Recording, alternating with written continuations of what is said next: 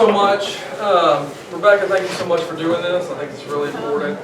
And I think I know most of y'all in the room. I think I've knocked a few doors with some of the folks in here. So sorry you're probably getting tired of seeing my face or all the candidates' faces at this point.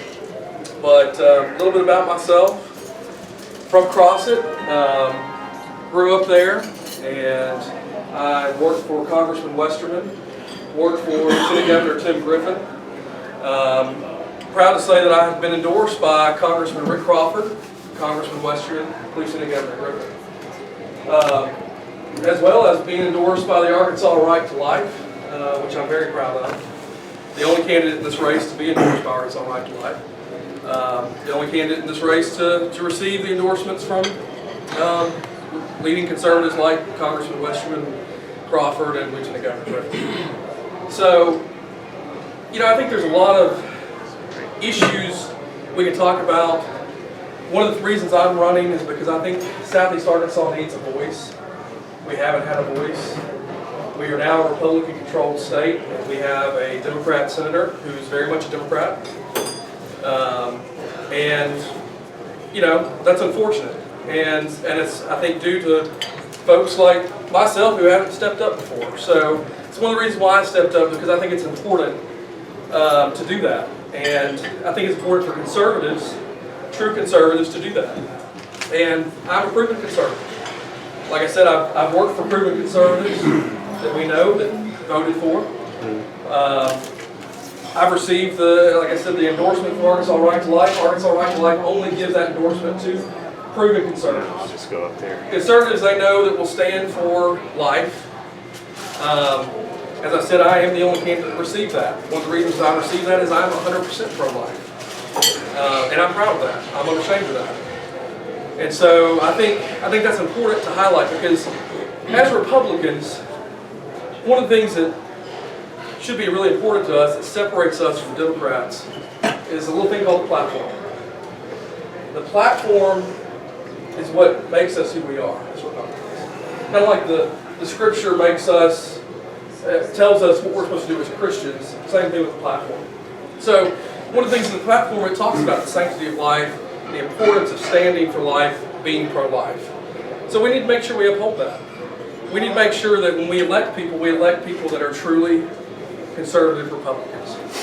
Because one of the things that Democrats are going to try to do, I think, is when they realize that we have beaten them in this state and we now control this state, they're going to try to act like us. They're going to try to talk like us.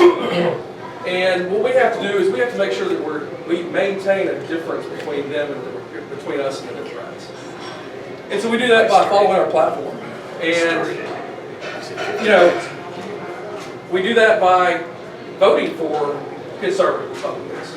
I'm proud to say that I've always voted for conservative Republicans, for Republicans. I'm the only candidate in this race that's consistently voted for Republicans. So I think that's important, because if you elect somebody that votes for Democrats, if they get into the legislature, if they voted for Democrats, they're probably more likely to vote with Democrats. So I think it's an important distinction to remember that, yes, we're a state that has been heavily Democrat. We also need to make sure that the people that represent us have the conservative values, share those values that we know are important, that are outlined in this platform. So I say all that to say the platform is really important. We need to make sure that candidates uphold that.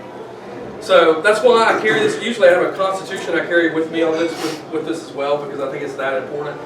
Because with the platform, we need to make sure we uphold the Constitution. Issues like the Second Amendment. We see liberals and even Republicans across our state and our nation who are pushing red flag laws. That's just another way to take guns, folks. And they're winning in places like Virginia. We've seen this. Elections have consequences. Virginia is one of those. Same thing on the issue of life. Virginia and New York, the horrific things that they're proposing, they just passed legislation to do, kill babies while they're still on the table. That's horrible. And so what we see from that, what we learn from that, is we can't get complacent. So we have to make sure that we elect people that will uphold the Constitution. And so one of the things that I'm really proud of, again, and I'll say this, I'll reiterate it because I'm proud of it, working for conservatives like Congressman Westerman, one of the things that I got to do that I think really highlights who Congressman Westerman is and what I did with him was, in 2016 we had flooding in southeast Arkansas, and this was in the Delta. Row crops were flooded. You probably remember this, Bill, in 16, the flood, and community in Portland was inundated by flooding. In fact, they almost lost the town because of the flooding. And the mayor of Portland called me and he said, "Hey, I've called everybody else. Would you come over here and take a look at what we're dealing with?" So I did. I went over there and I looked at it and I said, "What do you mean you've called everybody else?" He said, "I did. I called all our elected officials. I called city and county officials." He said, "You're the only person that actually showed up." And I thought to myself, how sad is that? When we have people that we elected to office that wouldn't even show up when a community like that was in crisis. And I'm proud to say that we were able to work with them and get them some disaster funding and things like that to help them. But mainly just standing shoulder to shoulder with them and showing them that we care. And I'm proud to say that Mayor Gary Morgan, has endorsed me because of that incident. He remembered, you were the guy that showed up. I've got the endorsement of Ashley County Judge Jim Hudson. Proud to say I have the endorsement of Drew County Judge Robert Aiken and Bradley County Judge Clay McKinney, because these guys know that when they call me, that I'll show up, that I've been working with them, and I have what it takes to do the job. So I'm really proud of those endorsements because, again, it shows the tie that I have to the community, to our region, and the investment that I put in making sure that those leaders have a voice. And so I'm really proud of that. Another example, and I'll close with this one because I think this really highlights the importance of races like this. There was a school in southeast Arkansas that applied for a grant, and it was a STEM grant.